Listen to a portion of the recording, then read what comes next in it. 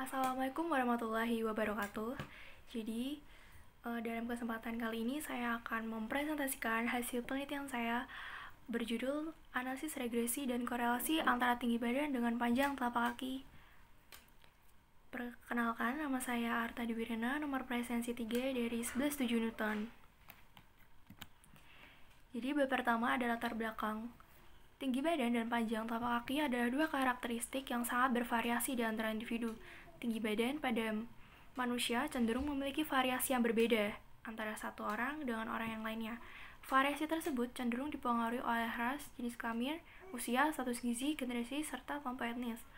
Pengukuran langsung terhadap tulang dengan pengukuran memberikan sedikit perbedaan karena terdapat jaringan kulit dan lemak. Tulang panjang pria dan wanita berbeda. Dalam penelitian ini saya akan mengulas hasil analisis hubungan antara tinggi badan dan panjang telapak kaki pada 11.7 Newton. Yang kedua ada rumusan masalah. Rumusan masalah yang pertama, apakah ada hubungan antara tinggi badan terhadap panjang telapak kaki? Yang kedua, apakah perbedaan jenis kelamin mengaruhi hubungan antara tinggi badan dan panjang telapak kaki? Yang ketiga, apakah ada faktor-faktor yang memengaruhi peran dalam hubungan antara tinggi badan dan panjang telapak kaki? Yang ketiga ada tujuan penelitian. Yang pertama, mengidentifikasi apakah ada hubungan antara tinggi badan dan panjang telapak kaki. Yang kedua, mengidentifikasi apakah ada perbedaan antara tinggi badan dengan panjang telapak kaki berdasarkan jenis kelamin. Yang ketiga, mengeksplorasi faktor-faktor yang mungkin memengaruhi hubungan antara tinggi badan dan panjang telapak kaki.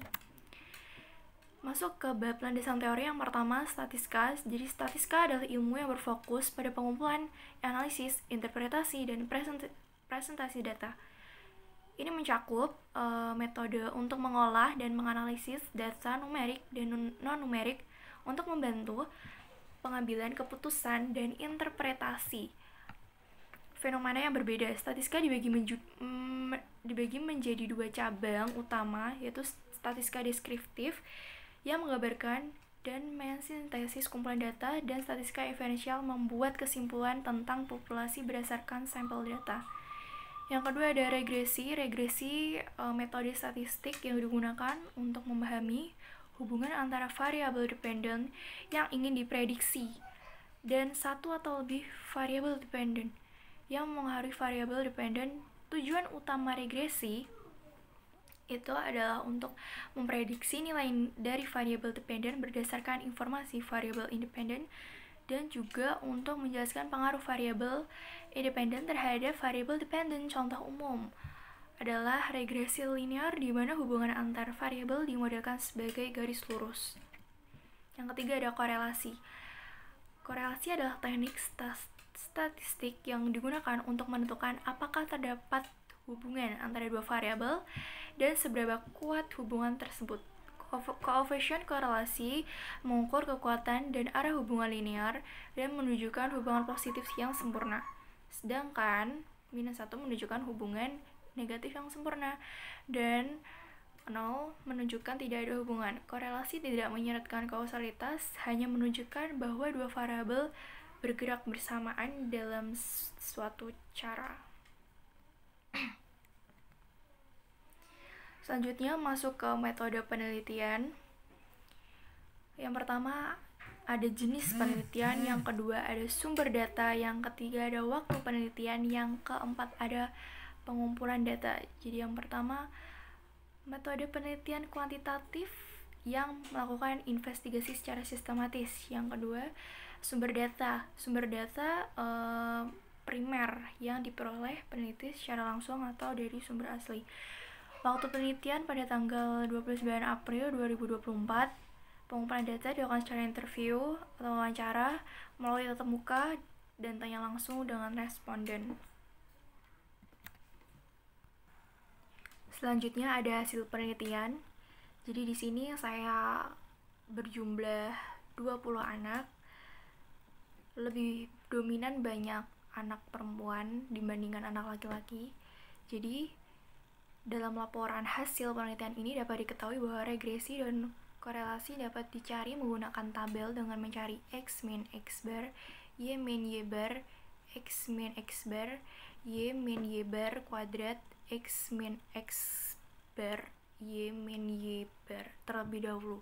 Setelah mencari data tersebut, dilanjutkan dengan mencari jumlah dari masing-masing data sum dan rata-rata dari nilai X dan Y menggunakan average.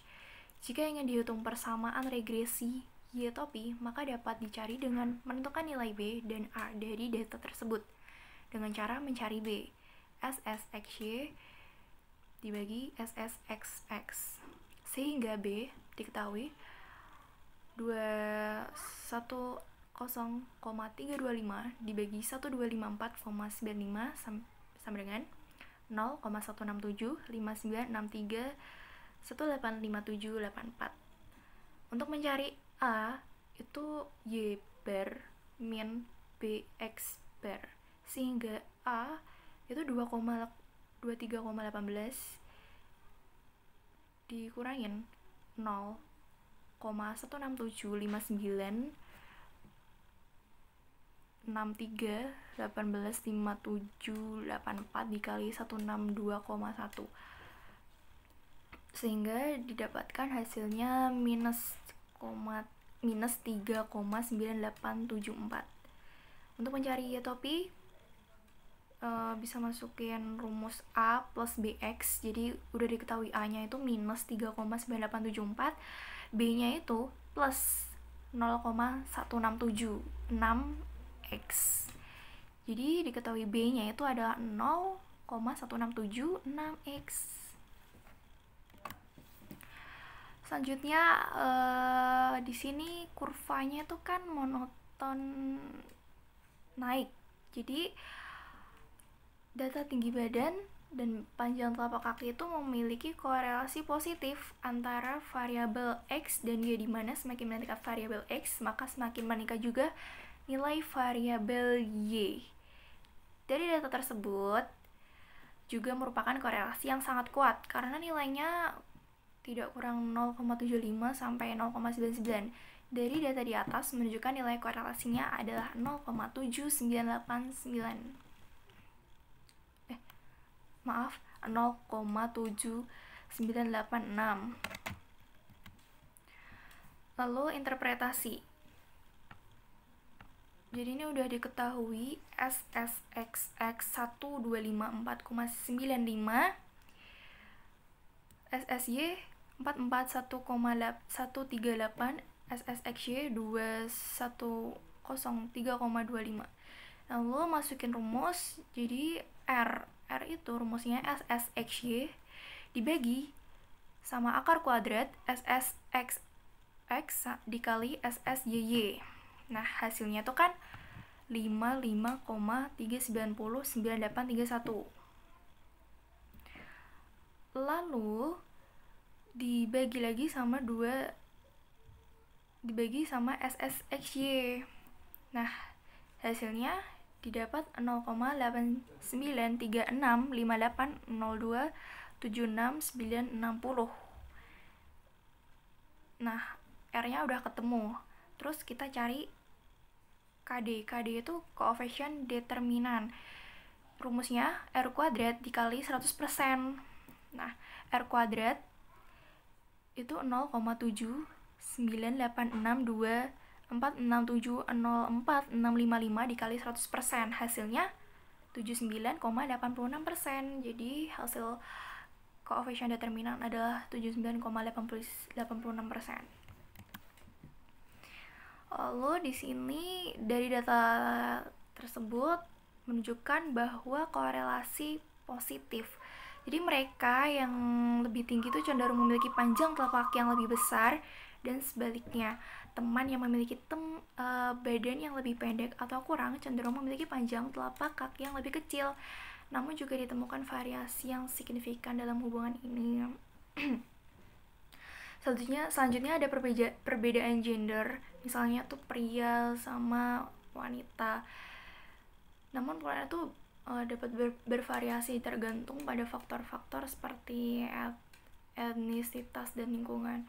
Dan yang terakhir adalah gizi dan aktivitas fisik. Jadi seperti nutrisi, akses terhadap perawatan kesehatan, dan pola aktivitas fisik juga itu dapat mengaruhi hubungan antara tinggi badan dan panjang telapak kaki.